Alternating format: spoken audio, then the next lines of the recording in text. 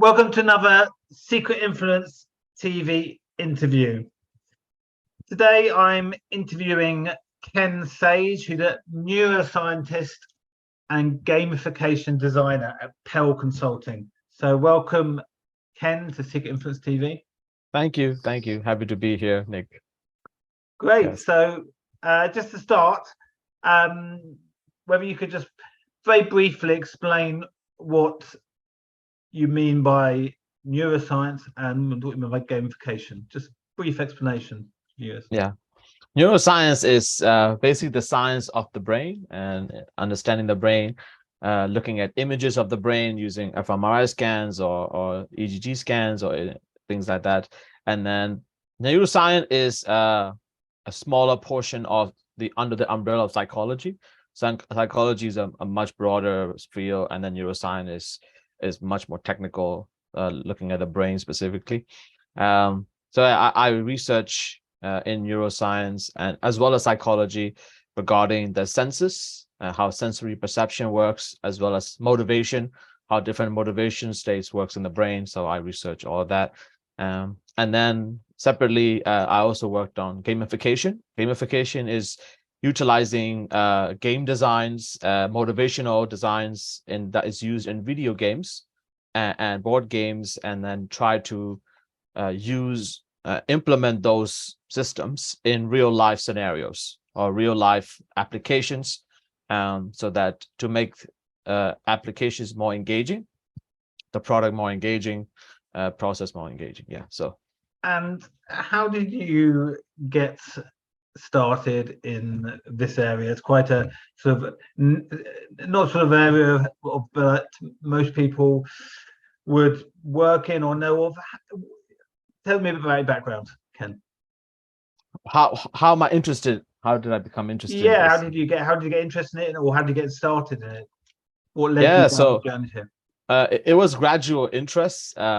First, I've always been really curious about human nature and why people do certain things, why people do pleasurable things, or why people do addictive things. I want to understand what's happening in the mind, the brain, when people are making decisions or not making decisions, etc. And also in terms of gamification, I've always been interested in video games since I was young. So that's one of my biggest hobbies.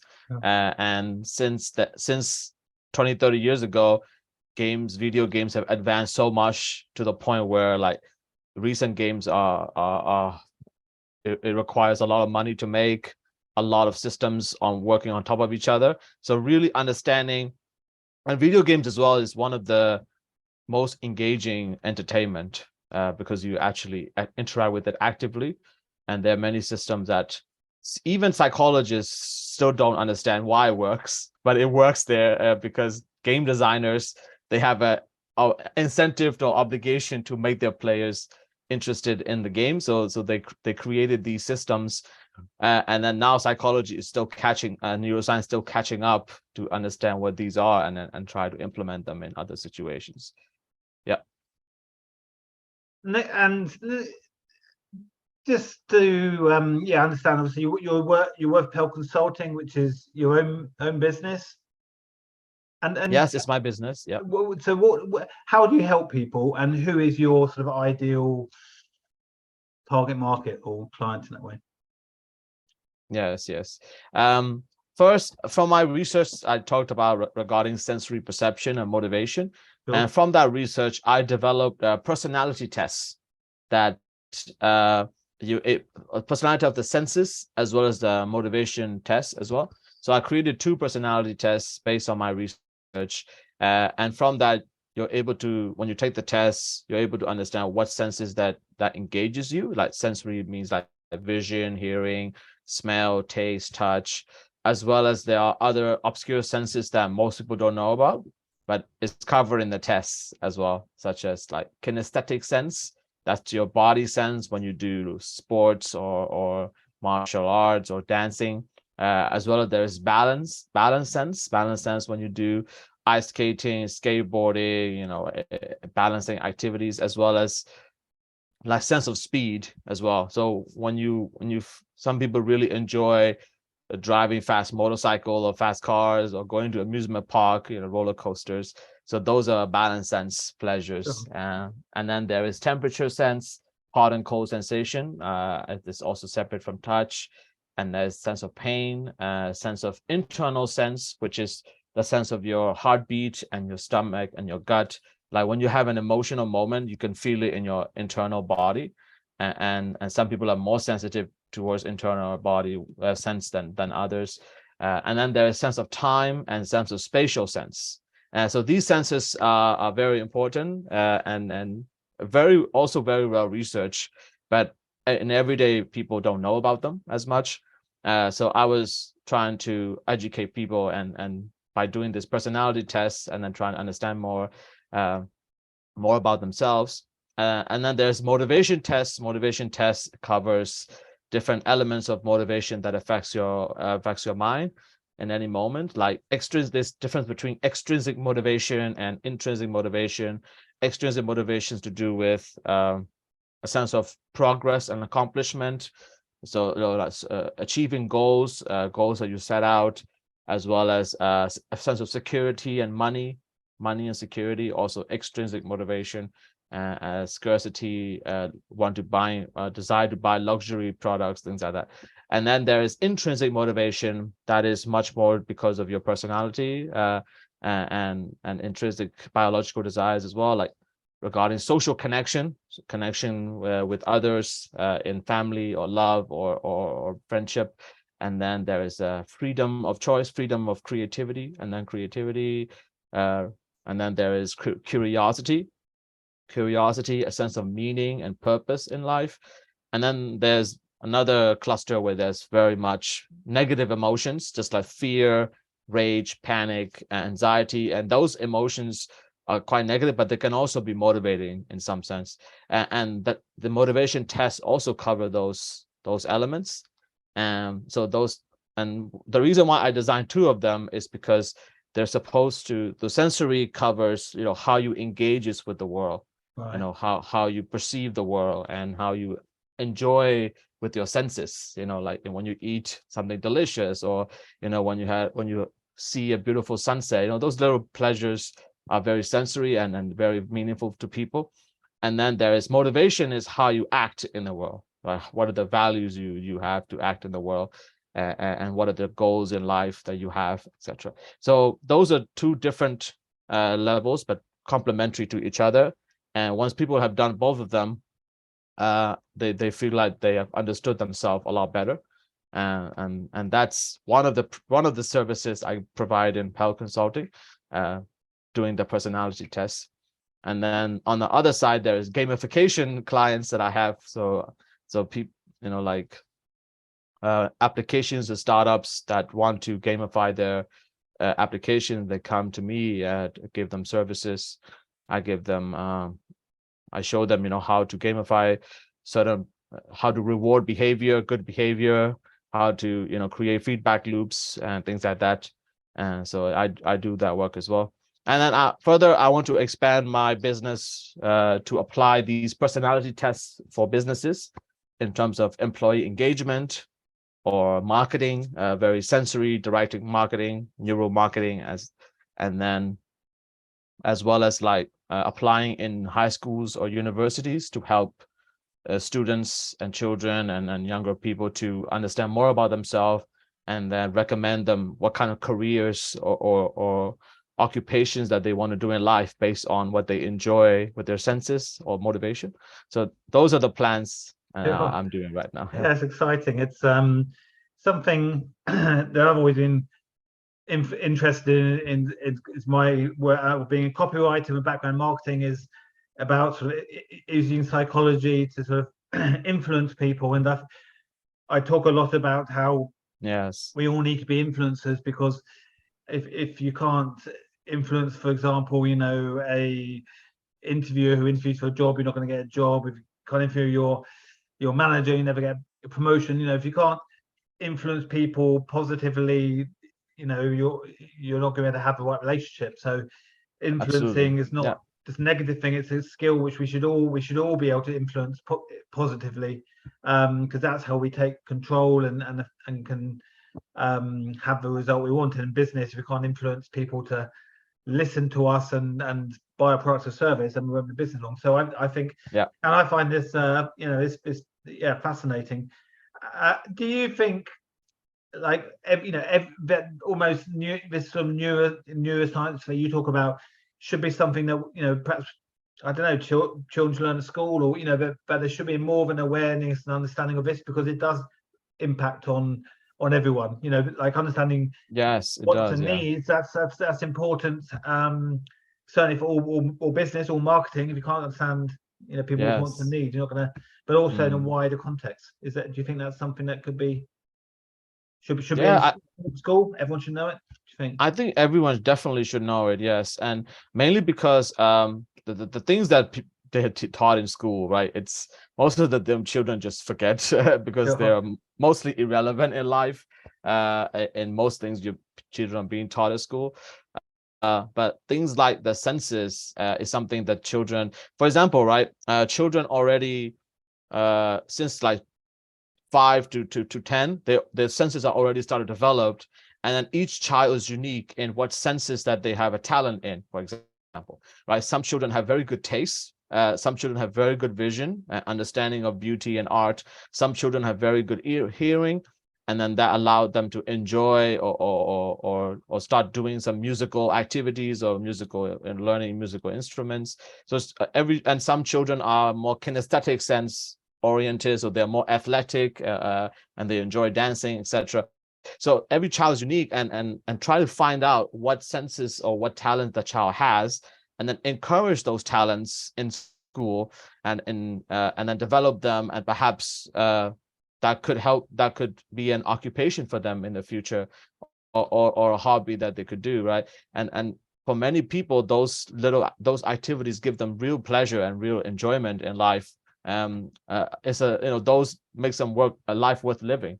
So I really hope that this sensory and motivation tests, that kind of knowledge becomes more widespread in schools, and universities as well, and implement them in those situations. And it's interesting about the gamification, because I've been exploring online training as some direction for Yeah. my business going, and some of these successful online training providers within similar niches use elements of gamification. And I followed a talk recently where one such person was saying, if you want to have the most effective online training, where your followers are really highly engaged and motivated to learn, and really, Yes. then include elements of gamification, as a way of sort of hooking people in, and building that sort of engagement, rapport, and that motivation. Yes. And I found it quite fascinating. I mean, Yes. as a sort of what is it about gamification? Because obviously gamification it's quite a wide thing. There can be many different elements to it and how it's used. But what is it about it that is so effective in that way? Yeah, I mean, if you look at video games themselves, right? Video games, the complex video games like action games or like story adventure games, like they contain a lot of information to learn, right? The games are not easy to play. Like they're made for adults, and then they are really difficult to understand to understand, to explore, and to play. But the players in the game are very excited to learn about it, right? Because the systems in the game, they create these, like, they give you rewards that constantly rewards you, and also the create system that rewards curious behavior, curious learning, and those kind of systems don't exist in most schools, right? Because most schools just have there's grading system, right? I think that's the only thing that give them perhaps a reward if there is something, if the child does well on a grading system, but that's just like one element of reward, and is intermittent, so it's not effective for long-term learning. And then there also school learning also forces children to dislike learning, because they have to learn for the exam, not for themselves, right? But in a video game, it's not like that, right? They want to learn because they want to enjoy playing it, right? So that Sure. enjoyment is the real goal, right? The intrinsic goal, and then the learning is to enhance that enjoyment, right? And so we need to create, so the gamification works in education because we just implement those motivational systems that are built in the game that allow the child to be curious of what they're learning and enhance that curiosity by making them learn more, right? And Sure. then there is a reversal element where most schools are being taught theories and a lot of abstract theories that are just, some are very convoluted and mathematical theories, things that are like very convoluted, and children dislike learning them.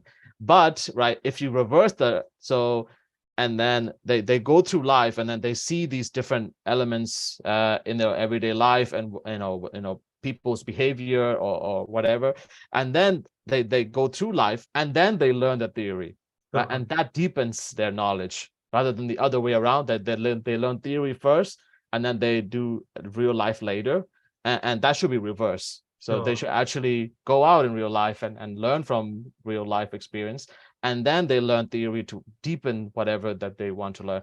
And so, for example, like instead of learning a musical theory about music, just play the damn instrument Yeah. and just learn by trial and error, and then you learn musical theory, right? And then that deepened the knowledge, for example. And it's interesting. So we had living the experience, in the real world, and then sort of honing it. I mean, one element of sort of gamification, I guess, is there's been a big development in like virtual reality, and Yeah. obviously that's used in a gaming and experience side, side of life, Yes. but also I think there's certain things in product design we use it. Do you think I guess it's like social media, there's a lot of benefits Yeah. to using social media and communicating, engaging with it, ways that using social media, but there's obviously some criticism over way it can take people away from real life interactions and onto it. Just so, I mean, what with virtual reality and gamification, do is that the way gamification's inevitably going towards, or about towards sort of a growing link there, that virtual reality and gamification be more Yeah, encompassing? it's one of the routes that you can go through. I mean, gamification can be applied everywhere, like in terms of, it can be applied in real life, it can be applied in actual schools, but it can be, I mean, if you apply in a virtual environment, it's easier to do it. It is easier to control behavior on a virtual environment because the person is actually doing stuff in the virtual environment. I mean, video games themselves are virtual environments, right? Right, Sure. if you really think about it. And there is a game called Assassin's Creed Origins, and I think most people would know it. And that game is based in ancient Egypt, Sure. and in the Ptolemy Cleopatra era. And then you basically like relive the historical moments, and then the main character go through it. And then from that, they literally built the entire country of Egypt of that era, including the pyramids and how it looked like as if we're 2,000 years ago, Yeah, and then incredible. include the temples and the statues, and they literally rebuild it, right? And that game was very successful. And what the game designers did is that they recreated a historical virtual learning experience as well. So there Sure. is a learning experience like virtual tour. So that tour feature is actually used in historical lessons in schools. Actually used it like in real life. So it's And almost so bringing together like yes, education and gaming, which are separate almost, but combining it closer. combining, yeah. So Yeah. so basically, for example, right? So a child so there's a character, there's an avatar, and there is a path line, and then the path line contains like information about different places. So that child, let's say, want to explore the pyramid, and the child can go towards the pyramid, go inside the pyramid, and each point in that little journey, there's like pop-ups of information, or I know the pyramids was created 2,000 years ago for which emperor, whatever, right? There's some facts and archaeological information, Okay. and then the child learns, and they actually learn by doing. So they actually exploring the actual place rather than just looking at a static picture like in high school textbooks. they Sure. actually explore the built pyramid, like, you know, and it looked like it was white before, by the way. Sure. The Yeah. pyramid was white, and it has a gold dome at the top. So it looks very beautiful, and, you know, in a very nice environment, and that really engages the child to want to learn more about it. And because of that game, I myself learned about a few books about ancient Egypt, like, if you believe it or not, because that game was so engaging in terms of like building all of this beautiful architecture and everything. I think there's definitely something there about learning and remembering. If you're the more engaged you are, I think I mean a lot of events, and some of the bigger events I've been to, you know, you see the speaker, you know, ask, you know, the questions, getting people to stand up, you know, and get people to move around, and you know, he'll have that real sort of involvement, engagement constantly of the audience. Yeah. And you know, I think the more engaged the audience are at speaking events, the more they'll remember what's said. And you know, Yes. even And if people, you know, yeah, don't like yeah. that, they prefer to sit there. You know, the research shows that actually, if you do stand up or repeat things, you know, just the more involvement and, you know, engagement is. So Yeah, human memory is very interesting, right? It's not a static system like a computer memory, right? It doesn't record everything. So the more we remember something is when we pay attention to it, when we engage several senses at the same time, right? It's not just a visual sense, but here, when if it involves different senses. I'm also thinking of using artificial intelligence in my business, in my so I want to build your sensory and your motivation report.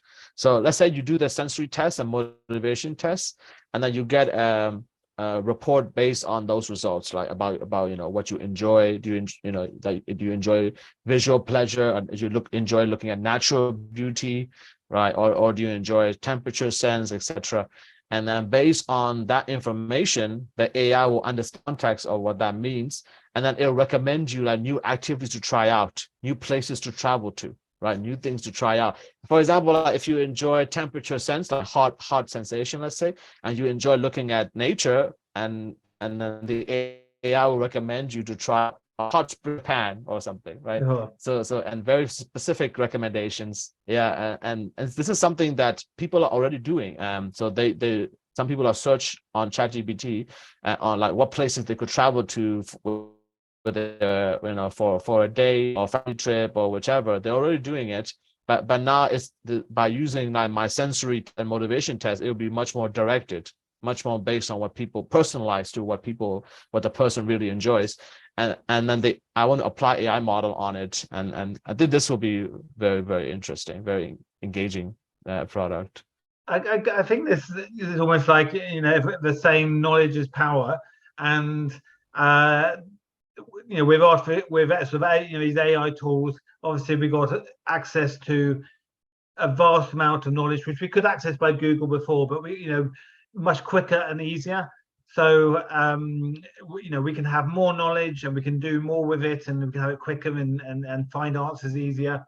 So I guess my question is, you know, is it making knowledge more? I mean, with Google, obviously with Google and other search engines, you know, there was that access to knowledge for everyone to a certain extent anyway. But do you think that it's now becoming even more, you know, knowledge is becoming more sort of a, I don't know, democratic, or more knowledge is becoming more available to everyone than before? Is that something that's happening? Yeah, I mean, knowledge, like, I mean, in databases, there are always a lot of knowledge. Like humanity have accumulated so much knowledge in the, you know, in the past thousands of years, as well as like recently, but they're locked in like databases and libraries, and then like they're lost institutions and companies, and even on the internet, even if you use Google search, very specific information are very difficult to search, right? So like if you want to search, I don't know, top 10 places to go in London, it just show you that it will understand what you really mean by it, by your search, and then from that it will give like exact as precise as possible results. Really enjoy using that very precise and context dependent search engine, which is basically the AI tool. And it's very effective right now to access the information than before. Absolutely. And just to sort of go back to something you mentioned right at the beginning, you said something about sort of using, I think it was a neuroscience with HR and sort of perhaps employee engagement. And that's quite fascinating, because yes, obviously HR is there to manage staff, but also to keep them, make sure they're aware of what they need to be aware of and communicate and engage. So how do you want to perhaps talk a bit more about that? Is that something you're seeing, or is there something you want to develop? Yeah. I mean, I've already worked with a few of my clients on employee engagement. Okay. So, and then the way I do it is applying the motivation, especially the motivation tests, into it. So motivation tests ask you about, what kind of things motivate you, and each person has a different combination of motivation that drive them, right? Some people are motivated by curiosity and social connection. Some other people are motivated by money and security, right? And want to make sure that the bills get paid at the end of the month. And then some other people don't care about money as a motivation, but they care more about meaning and what types of things why something should exist, like purpose and meaning, and more important to that. So from the test, it reveals. So I created a motivation map of the brain, as basically a model, a psychological model based on motivation, and then each person have a different combination of that map, right? Because of their personality or their life experience, like life goals, etc. And then so I work with employee engagement. So each person, there's a 20-person company. Each person in that company took the test, and then after that they get a report on what their motivations are, and then the HR company can see what these motivations are for each of them, right? So they can see clearly, okay, this John, he enjoyed these motivations. Perhaps we should use those motivations to engage with him more, so that he doesn't feel bored or demotivated at work. And then another person, Jess, she enjoy more social connection, but she also feel that she needs the time element, so time pressure. So time pressure will help her get more motivated, right? So different elements of a different person, and very, very personalized. And so the HR company can see exactly which motivation to drive them. And for them, that has been very effective way of doing it. And I want to expand that to a bigger company. So I mostly work with smaller companies, but I want to expand that to companies who have thousands of employees, and then seeing the average differences between different teams and departments and of motivation based on the motivation tests, and then apply the different gamification strategies or motivational strategies to engage the workers. I think that moving away from one size fit all approach, but to sort of personalization. I mean, that's something that's been happening with marketing and sort of over the last few, last 5 years or so, where it's been using tools to personalize content, and whether it's emails or other forms of content, where it's personalized in the message and the content itself. And obviously that's much more effective, because the person sees it thinks, wow, it's talking to me, that's me exactly, and you're more likely to listen if something's personalized. So I think that fits in the wider trend. And what I guess there must be a big challenge there if you've got a small company of perhaps 10 staff, to personalize the approach, but when it gets to perhaps a large company of perhaps 2,000, the challenges of understanding all the unique traits, motivations, or whatever of the staff, and personalizing it will be a huge challenge. No, it will not be that much more difficult, because we can see the different average differences based on the reports, right? And so you don't have to look at each individual. If it's a very, very big company, you don't have to look at each individual. If you want to, you can, but you can see how like each team took. So let's say this, right?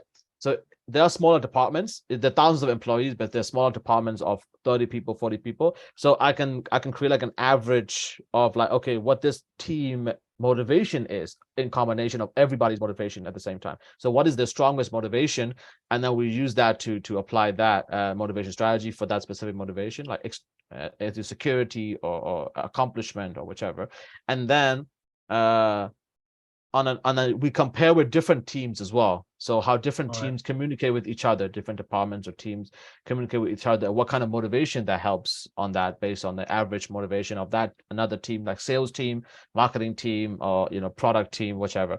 And so I can create those average models as well. Sure. And they're also it shouldn't be too much difficult to scale up. Yeah. And the next question I had was about with some technologies, some people say that the question is, will it be more inclusive because it'll mean that everyone has easier access to information or whatever, or is it actually not very inclusive because you need to have the technical skills to use it or the money to buy it, and some perhaps there's also linked to this, I don't know, ethical things about the way we use the information. If we're having tools to easier collect information, is there an ethical question there? So it was just I don't know if you had any thoughts, no right or wrong answer with these things, but one, do you think these things are they are very inclusive because they're easy to use and easy accessible, or do you think actually, perhaps we start with this question, or do you think they're you have to have they're actually not very inclusive because you have to have the skills and the money to use it? Do you have any sort of thoughts about this? In terms of like the questionnaires, do you mean? Yeah, just mean even, and I guess it's like with a lot of for a lot of say the gamification, I guess it's the benefits of that, but or it's also perhaps referring to some of perhaps the other things we talked about, like the using neuroscience and artificial intelligence, AI, tools and things like that. Yes. Yeah, I think it should be more accessible to use for sure. And the more easy to use for people as well, right? We can see it like across, if we start with computers and laptops, right? Before the softwares and the Windows were developed, it was very difficult to use the computer, right? You literally have to like type in like exact commands on what you need to do to open like a Word document. Like that was like 25, 30 years ago. And it was annoying tough to use. But then like they created this GUI like software, like Windows software that allow you to interact with the objects virtually, let's say, on the screen, and that allow people to interact with computers, and that made it universal. Like everybody now use computers because of that accessibility. And so if we create that level of accessibility for complex tools like AI and virtual reality and creating these things, and it's easy for them to people and able to adopt it easily, I think more power to the people, more power basically. Because like an AI, so think of it like a centaur model, right? A centaur is a combination of a human and a horse, right? And the centaur is much stronger than both a human or a horse, right? So a human being is much smarter if you use AI together with a human, right? So one human being can do 100 human being tasks by using AI tools, right? And that level of efficiency and effectiveness is something that should be widely available. And also, it is much better to use these for like in poorer countries are still developing, and so they can skip these old technologies, and they can just skip right ahead to the newest one, and it's very easy and cheap to use. And so for example, like children that in poor countries, they can use AI to learn about in school, right? And learn about or do assignments, and for them, like it is much a better tool and much faster to learn things, right? And much faster to implement them, so they can catch up in terms of development. So it is very effective in helping developing countries and children in those countries to catch up with. Yeah, that's the developed answer to the countries. question I was going to say, is about, whether it's the the wealthier nations who use these tools more at business level, government level, individual level, and whether Yeah, that causes a bigger widens the gap between the rich and poor countries. But actually, I think you're saying the opposite. It's actually going to help of those countries catch up with their knowledge base through the school system, using these tools to learn quicker, perhaps. absolutely. Yeah. I mean, I've seen this, like, well, because I was born in Myanmar, in Okay. Burma, and when I was around 12 years old, I moved to Sweden, and I grew up in Sweden. So that's my background. So Myanmar is still quite poor and developing, Sure. but we see differences where, like, in British, in England, for example, the technology is like one step after another, right? Sure. And for example, there was a telephone, there was Wi-Fi, there was internet, and there's Wi-Fi, and there's mobile network, which etc. Right? So the technology improve one level after another. But in poorer countries, they just skip right to mobile network. Sure. Right? There's no need to do the other steps. Yeah. It's much faster, much more implemented. Just bang, mobile network. Now everybody in Burma has mobile network, and the same thing in Southeast Asian countries. I mean, literally, like a village that is doing farm work with their hand, right, have a mobile phone, right, and that has enormous power in them. Sure. So they're able to access, like all the information that we can access via the internet, and they also can learn. I mean, on YouTube alone, there's so much courses to learn. Like, there's so many, anything you want to learn, YouTube is there, right? Yeah. New languages, new softwares, like new cultures, whichever, right? Whatever you want to learn, there is a channel that's dedicated to it always. And so those people, poorer people, they can catch up and learn what they want to learn without actually having to attend these universities, like these, like Western universities. They don't have money to attend to them, but these universities have uploaded their courseworks on the internet, so that they can just watch the coursework or podcasts of these complex information and knowledge, and they could just catch up and understand them better, and also apply them in their everyday life. But maybe they want to start new businesses, maybe they want to improve their knowledge. Yeah, so it's very And just a more sort of like personal question, but are you someone who always likes to be learning? Then because they say I'm always learning. Yes, yeah, I you always have. like to. Yeah, life. I mean, I believe that life never stop learning. Like, you never Sure. stop learning after school, and it shouldn't be the case where you shouldn't celebrate that you finish learning after school. Sure. I think that is a terrible thing. Yeah. But like self-learning and always learning by yourself. It's and also like reading books, listening to podcasts, or listening to lectures, or read about researches, or Sure. like, for me, that give them maybe a lot of pleasure, give me really excitement in learning new things, learning whatever my interests. So I also want to give the advice to people who are afraid to learn, right? Because they feel like, oh, like, now I finished my school. I mean, what do I need to learn, right? But to those people who are thinking about that, I say to them, let your curiosity wander, right? Sure. Let your attention wander. And then one of the things I enjoy doing is I go to a bookshop without actually wanting to buy any book in particular.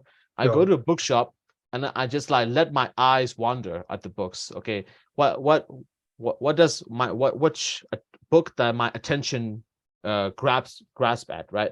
I just look through randomly. Oh, that book familiar. That's interesting. Okay, let's pull that out.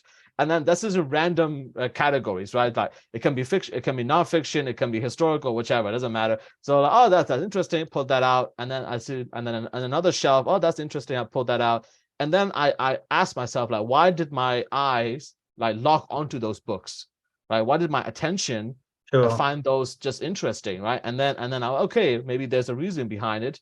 And then I read about that book, I buy it and I read it, and then I do the same thing over and over. And if you do it over and over, like, you will find a pattern. In a few years' time, like, you'll find a pattern of like what your mind finds engaging to learn, Yeah. what you're really interested to learn. And that's also how I started to appreciate my own understanding of like, oh, I want to understand about sensory perception, the senses. I want to understand about motivation. Oh, I Sure. want to understand about climate change and different topics that really excite me. I just let my eyes wander and then pick out what knowledge that I want to learn.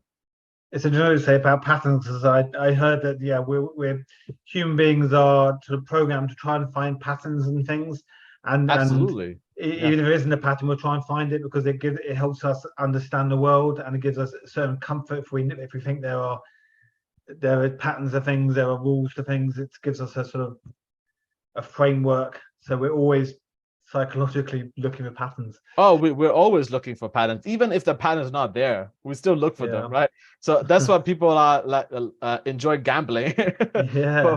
because they see patterns that is not there, and then they're like, oh Sure. my God, I'm about to win a lottery or whatever. Sure. But on a more learning pattern recognition, like we see patterns in people's behaviors. We see patterns in nature, right? We see patterns in like we sort of have these subconscious understanding of the world, of the physical world, and Sure. as well as people relationships, but we just can't articulate it, right? Sure. We know we kind of know, right? For example, if you poke at someone for too often, that person will get angry, right? Sure. We kind of know that, but we don't articulate why that is, right? And Yeah. that and that kind of pattern recognition.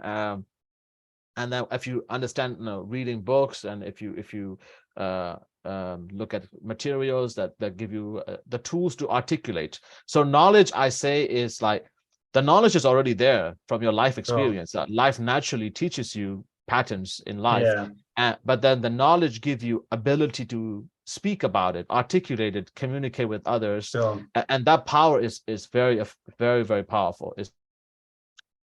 Well, It's very, I very mean, it's been a that when you fast. have all that tools to articulate. Or do you Yes, want to yes. test? My website is called pelconsulting.org, and you'll find my contact information there. And you'll also find the personality test there as well. So if you want to try out the sensory tests to understand more about your senses and what senses you enjoy, or the motivation test to understand more about what motivates you in life, in your personal life or careers. So you can try those tests. And please contact me if you want to know more about it. And thank you so much, Nick, for having me. Really enjoyed the interview. Absolute pleasure. So yes, check Ken's website out to do one of his personality tests. And this is a fascinating subject, so maybe we'll get you back on the show. Please do subscribe to get Yes. notified of more upcoming interviews on Secret Influence TV.